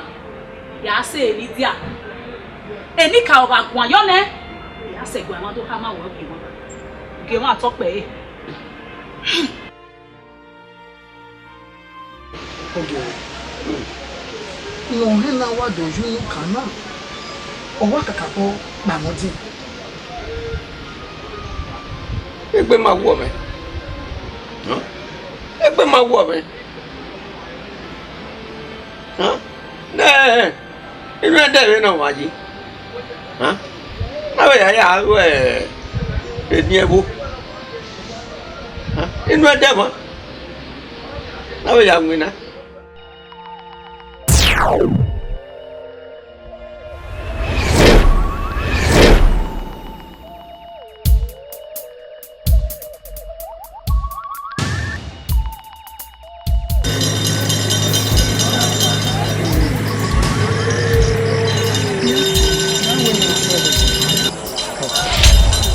Walking. Omunuwa. Wasunui. Omunuwa. Koko temu. Koko. Sa. Imu. Koko ma yabo. Koko temu. Omunuwa. Temu koko. Yabo koma. Koko temu. Yo mo Onuwa. Ibo ọdún náà. Ema ọkùnrin ọdún yọ. Ọwọ́ àdùn máa yọ ọmọ ẹgbẹ́ ìràkì ọpẹ́pẹ́. Láàfin gbogbo ni wọ́n ẹ̀ ní á. Yan ọpẹ́pẹ́. Yan ẹ̀ wò. Wọ́n láyé kó wà mí rẹ̀ òbó ẹ̀ bàtí ẹ̀ wá ní. Wọ́n á fúwọ́ pa wa. Iye báyìí. Wọ́n bẹ̀ kí náà ìhà. Iye báyìí. Yóò wó yọ o. Ń dàgbẹ́ èbọ̀ ọdún. Ń náà wà lẹ́yìn. Wọ́n máa yọ ewu kiri yọ. Wọ́n máa gbọ́ alẹ́. Wọ́n wá sọ wá sàn. Wọ́n wíwọ́ àárọ̀ kiri. Ọ̀yàkọ́. Where you may be go already. Kakabo be ati awo. Ọmọ nu gba wo. Ọmọ nu wa. No be e. Ona we yan kan say, we can say ze. E mo tagile ano. Iga ho wota wo ga we. Ye kunye so gbe ho hin aho le be se. Iga ho ga fi fo. Ede ri yo bo kere no e bo don ge.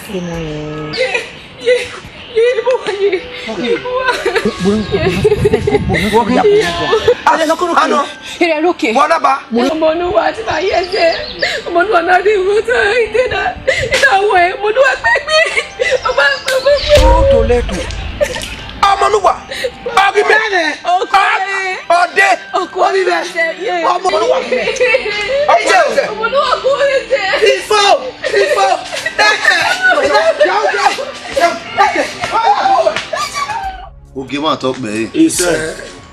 Ogema. Zerve nu gie eri mawe. Ma wasakoni. Ma wa do ge binu nya ya mama koni. Mo nya wa ya gi ni. Yo ga ji.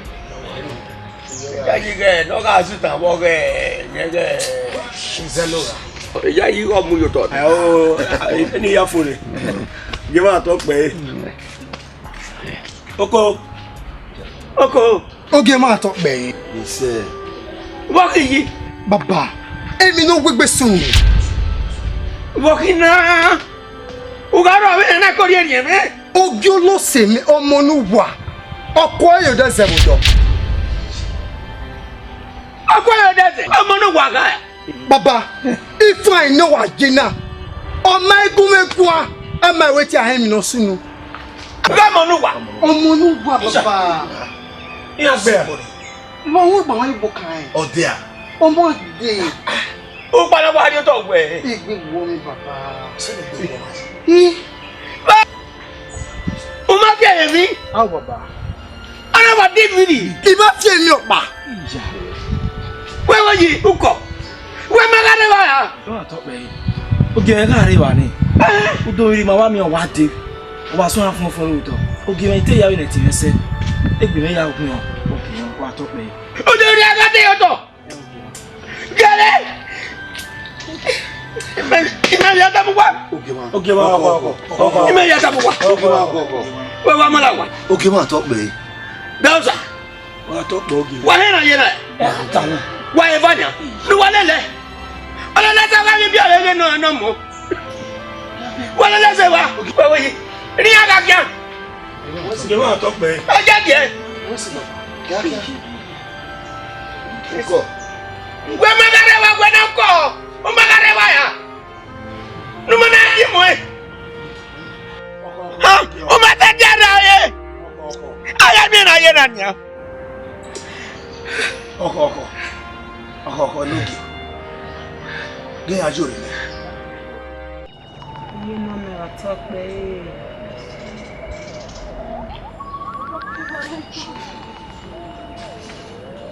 Ogieze. Wa talk be ye na. Metobi me. Ina bu we ga di nwoke. Do hama wewe. Ege we sene. No ga di owa. Uwadiae. Ewe na hinanya. Ure mana egbuera gbon.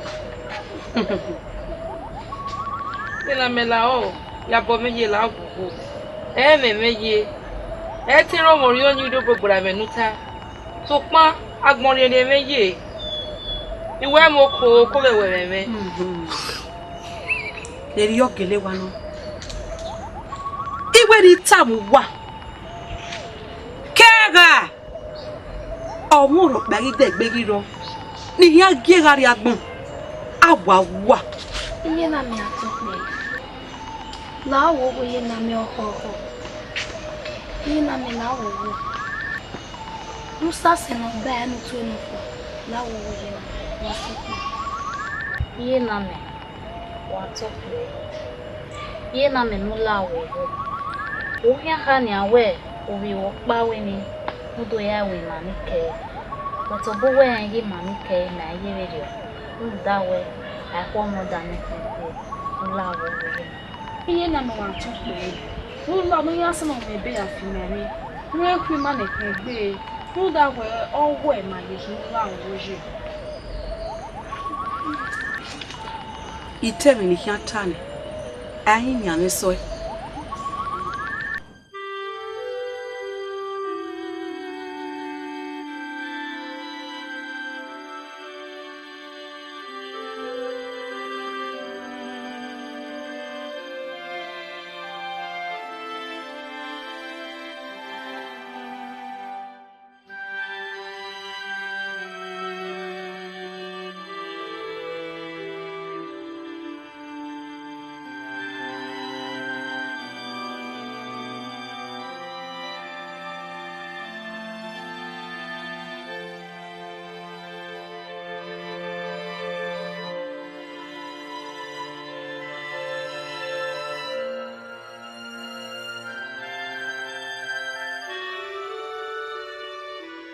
Bena kwe na naji.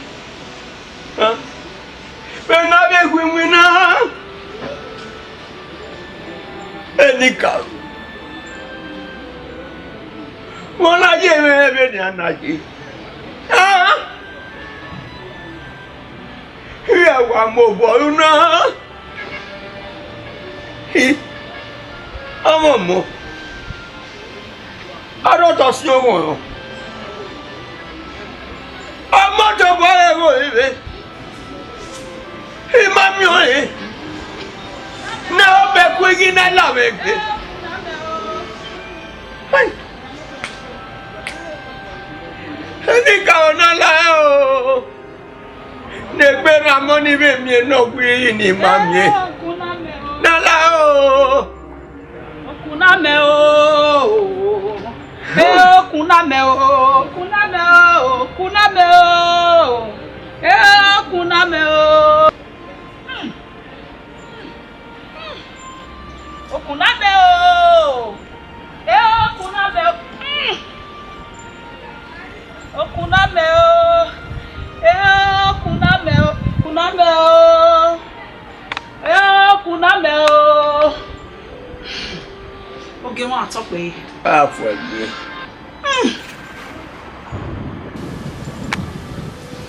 Enoge. Unenika ogie. Eido kama wena. Enika we walking no we worio. Enoge. Ben wena ewe enika o. Iya muzake we gbegbe. Eni ahia na gu ede. Oge ma. Emire amamie kamo Awen we yo. No si nega do levare. Ekporio. Natana, Arita. Enika we numwe gbe toto. O money ne gbe maran, egbe garan you waka Enika o. Noge, Enika ogie. Na hi. I want to see on Coco. Ge, Emiya or Aduna. I won't be again, I can't be or gear or Anna when I correct. What was it? What was it? How many knocking? They're bringing an end, don't we? Kunameo! Kunameo! Kunameo! Who is it? Okuname o. Okuname o.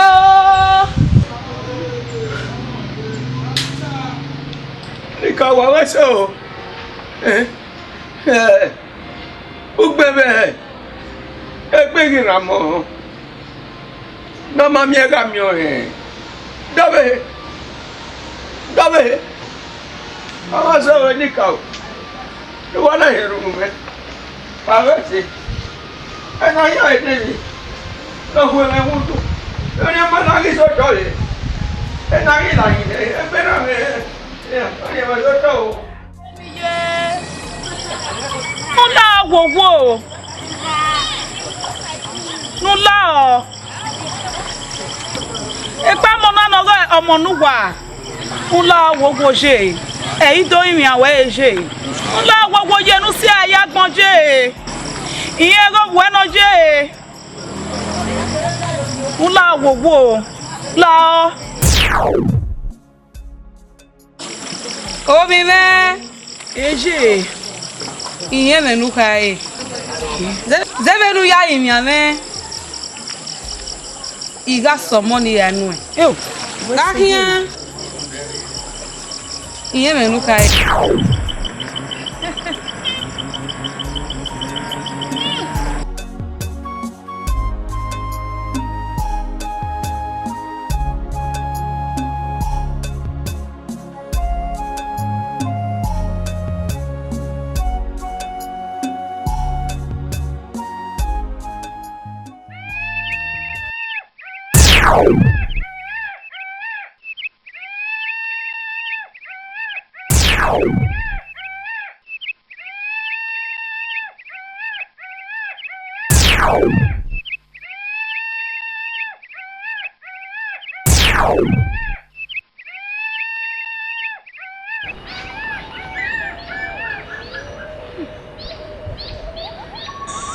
Baba nania.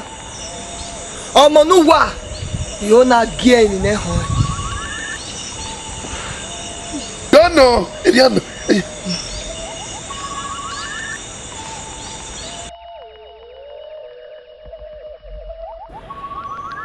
Iyeke Agbon wegbe. Fomo boze. Ni Iyeke Agbon na ne hito an. Mani bia me yebere o. Wow. Iye na me. Iyeke Agbon. Ekian wegbegbe. Ekian. Eka ni ibisi. Iyami. Ibisi na rayupa. Ekian ekena yiri awadi yeri awadi yegba. Iyeke Agbon me. Ekian ma. Iye meton adan. Ije no gieze. Uwe sevebere. Umana gume lokere. Uda we. Iyeke Agbon wegbegbe. Iye kanari ye. Je we sevebere. Na top me. We begi ya. Iya na mama babina. Begi ya. Mama begi biya ni jie. Iya na me atop me. Onge. Osiri. Ona tuwagbe.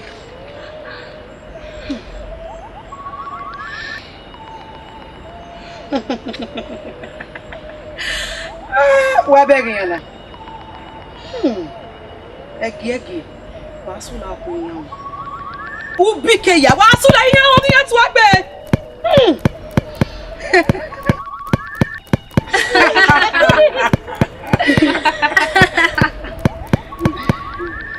Ije, umeo.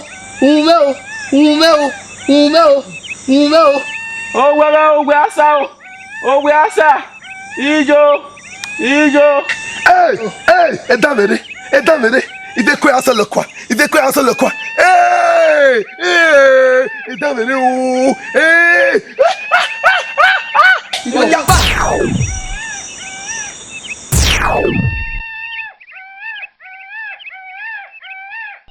Ogwa tuwagbe.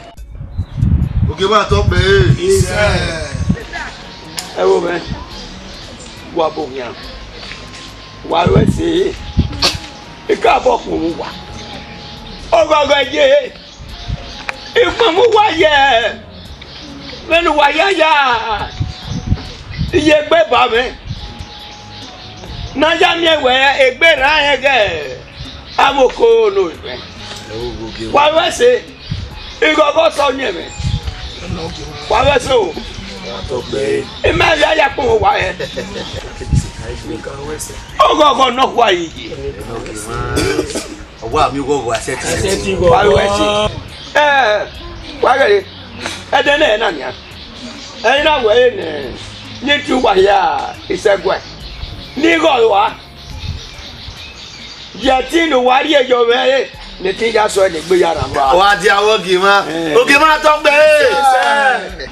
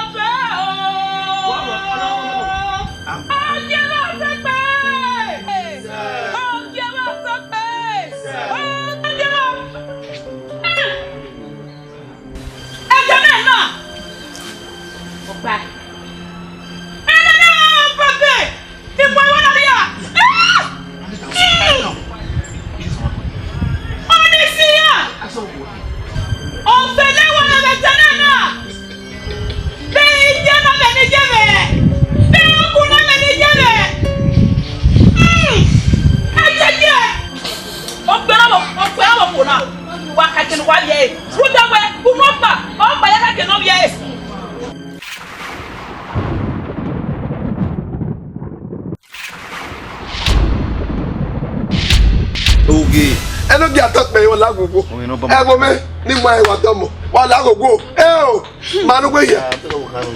Ebi no so le bona manu gwe ya.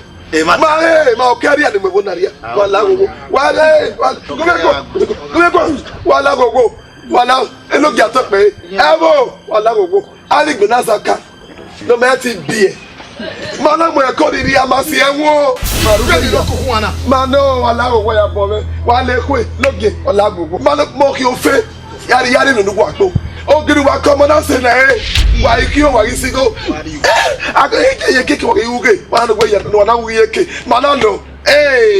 Big dausa. No do gwe ya. Iye ma no biko. Wa na ni ala ya so no wa no. Ye ba ke. Mo ya mo na ria. Wala gogo.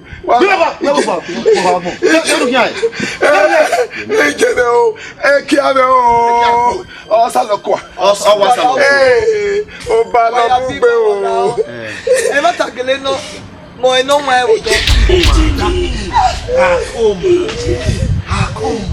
Aso. E ma ya no. Ima ti wa mo gbe ma ya mo e na ria. Wa ma mo e ya bo ni. O da fo me ida osa. O e pa e. Ya le no wa e no wo do. Ija, ame, that's it. O ke ma to pe. Àwọn kan me no ta. To pe. To da. You ala. O ke ma to pe. Àwọn kan me okun mi. O ke je ri o. O mi iye. Mi e na roko. Jeli gbara. O ke ma to pe na la o. Itemi mi ni get ta. Wa daji. O ke me la. Injimi. Hello.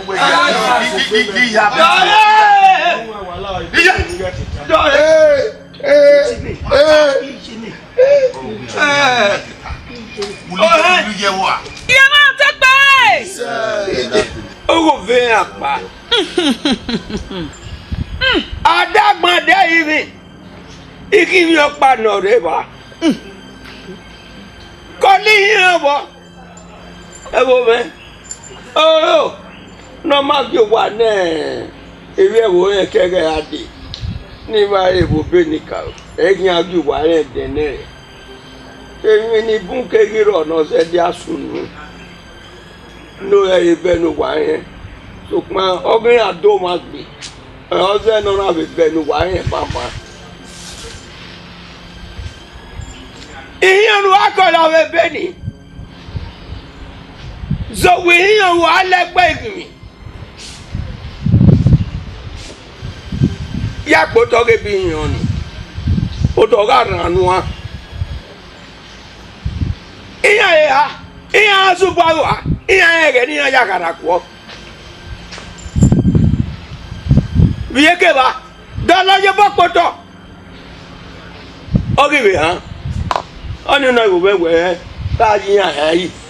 Eri ba e wo be ni wa e no bi e ga di be na. Edu ya we ya la. Ayi ya yi. Oge ba to be. Isa. Wala gogo. Wa yo boda o. Ogo bi akala. Ala ko o. Wa biyan yan. Wa biyan le.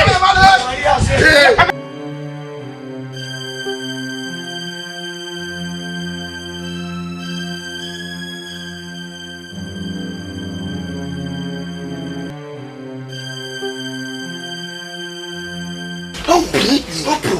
Olha para onde sai coi? Não pro. Ira we ebi lo toto na ehun ni da o sa ni na. Olo ya pa o fa. Awoge we gbe gba lo. Ogun yen wa. Ebi memi. Emu yogbon iya sese. Eyin ya ga de yan e. Amagi mi o e wa. Ogbo na ga ja ihe ni ma wo.